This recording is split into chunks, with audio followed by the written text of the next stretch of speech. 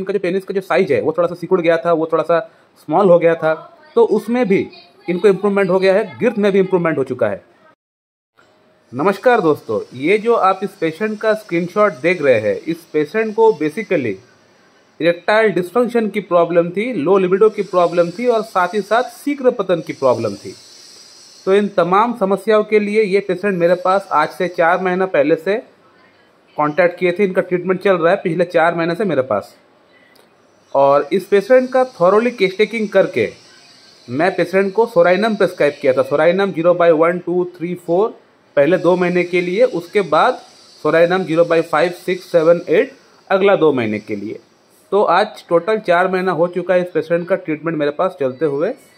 और इस 4 महीने में हुआ ये कि पेशेंट का अंदर काफ़ी हद तक इम्प्रूवमेंट हो चुका है। इरेक्टाइल डिस्फंक्शन कह लीजिए, लो लिबिडो कह लीजिए, इनका शीघ्र पतन की प्रॉब्लम कह लीजिए। इनको ऐसा भी फील हो रहा था कि इनका जो पेनिस का जो साइज है वो थोड़ा सा सिकुड़ गया था, वो थोड़ा सा स्मॉल हो गया था, तो उसमें भी इनको इम्प्रूवमेंट हो गया है, गिर्थ में भी इम्प्रूवमेंट हो चुका है। अब बहुत सारे डॉक्टर्स को ये समझ में नहीं आएगा कि इस पेशेंट का अंदर इरेक्टाइल डिस्फंक्शन की प्रॉब्लम है, लो लिबिडो की प्रॉब्लम है और प्रिस्क्रिप्शन में कर रहा हूँ सोराइनम। ये कहाँ की बात है भाई, उनके पाले नहीं पड़ने वाले, ये बात मुझे मालूम है। तो इसीलिए मैं ये वीडियो बनाया हूँ, क्योंकि मैं बहुत सारे पेशेंट का ट्रीटमेंट करता हूँ, बहुत सारे पेशेंट का इंप्रूवमेंट होता है। सबका ऊपर वीडियोस में बनाता नहीं हूँ, मेरे पास समय भी नहीं होता है। जो यूनिक वीडियोस होता है मैं उसी को डालता हूँ, उसी का फीडबैक में डाल के आप लोगों को समझाने का प्रयास करता हूँ। तो ये एक यूनिक वीडियो है, क्योंकि सोराइनम से यौन समस्या ठीक हुआ तो बहुत लोगों को ये समझ में नहीं आएगी। लेकिन जो भी होम्योपैथ क्लासिकल होम्योपैथी प्रैक्टिस करते हैं, सिंगल रेमेडी प्रेस्क्राइब करते हैं, होलिस्टिक अप्रोच को अपनाते हैं, हैनमन का बताया हुआ, केंट का बताया हुआ रास्ते पे चलते हैं, उन होम्योपैथ को मेरे ख्याल से ताज्जुब नहीं होना चाहिए। ये ताज्जुब वही लोग होंगे जो लोग इस प्रॉब्लम के लिए वो मेडिसिन, उस प्रॉब्लम के लिए ये मेडिसिन, थेरेपेटिक ट्रीटमेंट जो लोग करते हैं, यानी रोगी के रोग के नाम पर जो लोग ट्रीटमेंट करते हैं, वही लोग इस वीडियो को देख के ताज्जुब होने वाले हैं। मैं हमेशा अपना जूनियर्स को एक ही बात बोलता हूँ कि आपके पास पेशेंट कोई भी प्रॉब्लम लेकर क्यों ना आए, आप उस प्रॉब्लम का अहमियत अपना केस टेकिंग के अंदर सिर्फ 15 से 20% ही दे। इससे ज़्यादा अहमियत प्रॉब्लम को लेकर ना सोचे।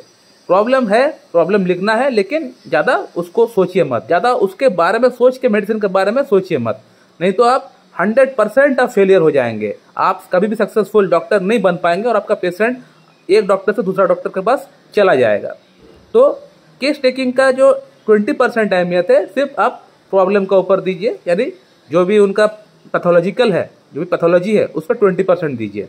बाकी 80% जो अहमियत आपको देना है वो है कलेक्शन ऑफ सिम्टम्स का ऊपर आपको देना है। यानी पेशेंट जो प्रॉब्लम लेकर आया है, पेशेंट का अंदर क्या क्या सिम्टम्स है, वो प्रॉब्लम शुरू होने के पीछे क्या कारण है, कॉजेशन क्या है, लोकेशन क्या है, सेंसेशन क्या है, कोई पिकुलर सिम्टम है कि नहीं, कोई कॉन्कमिटेंस है कि नहीं, इसका ऊपर आपको जोर देना है। प्रॉब्लम को लेकर ज़्यादा सोचेंगे तो आप वही यौन समस्या के लिए आप देंगे एग्नस कैस्टर सिलेनियम देंगे, हेडेक के लिए आप देंगे बेलाडोना ग्लोनाइन देंगे, स्किन प्रॉब्लम के लिए आप देंगे सल्फर देंगे, सोराइनम देंगे, गैस की प्रॉब्लम के लिए आप पेशेंट को देंगे नैक्सवोमिका, लाइकोपोडियम, चाइना, कार्बोवेज। घुटने में दर्द, पेशेंट का अगर शोल्डर में दर्द है तो आप देंगे रस्टक, ब्रायनिया।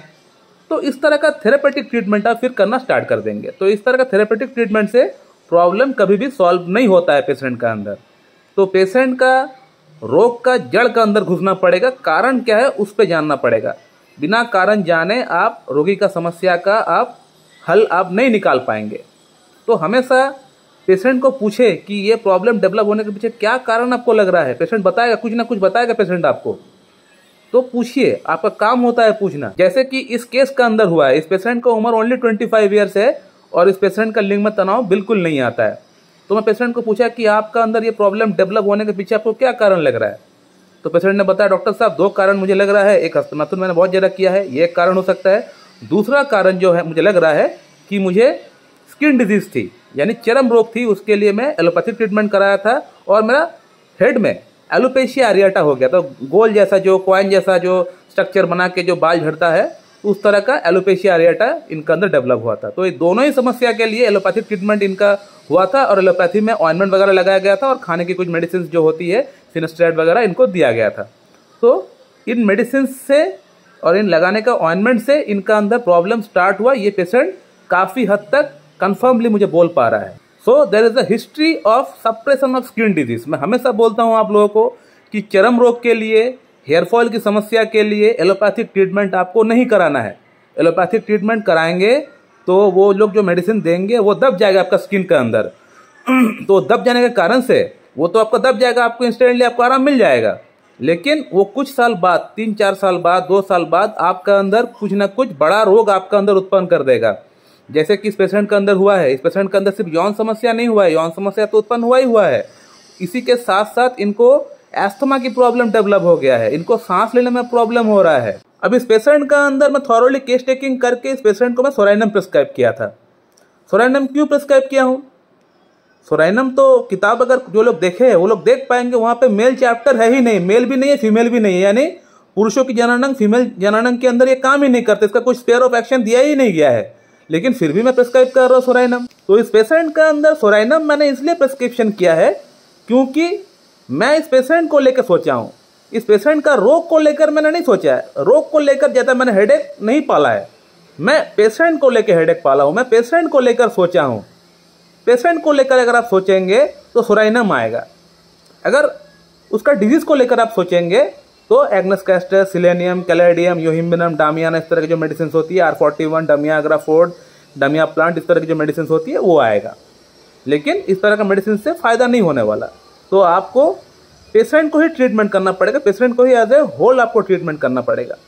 तो ये जो पेशेंट है, इसे चिली पेशेंट, ये इनको ठंड बर्दाश्त नहीं होता है, साथ ही साथ इनका अंदर सप्रेशन ऑफ स्किन डिजीज का एक हिस्ट्री रहा है। तो ये दूसरा सिम्टम हो गया।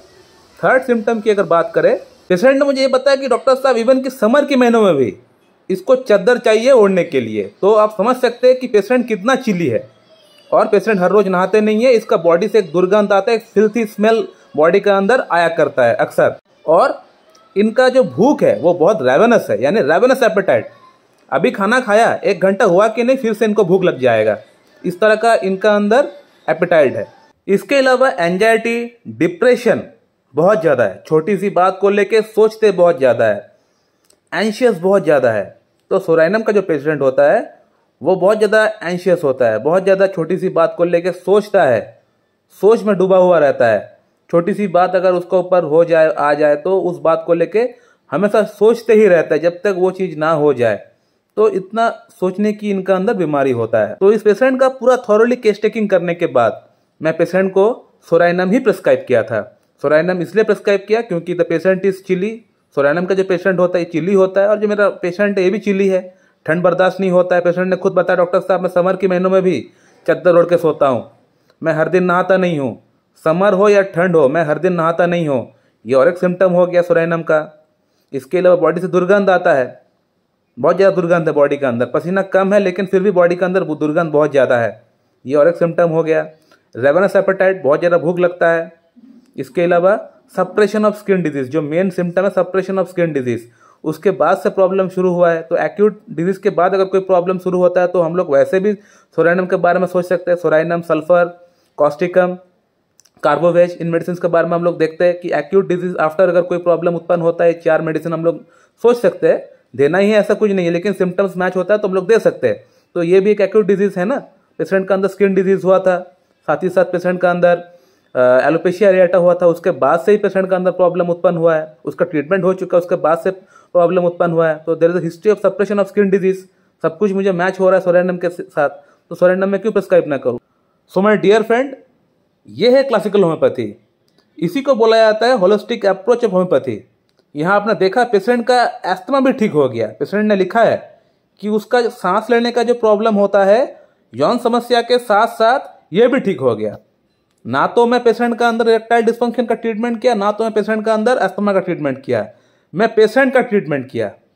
जो पेशेंट मेरे पास आए हुए XYZ ABCD, मैं उनका ट्रीटमेंट किया, तो उनका अंदर जो जो समस्या है वो एक ही मेडिसिन से निकल गया। इसको कहते हैं constitutional treatment. So my dear friend, अगर आप लोग को ये वीडियो अच्छी लगती है तो वीडियो को लाइक करें, शेयर करें, और अगर कोई सवाल है तो कमेंट बॉक्स में कमेंट करके पूछिए, आपको वहाँ पर रिप्लाई मैं दे दूंगा। So thank you very much and have a good day.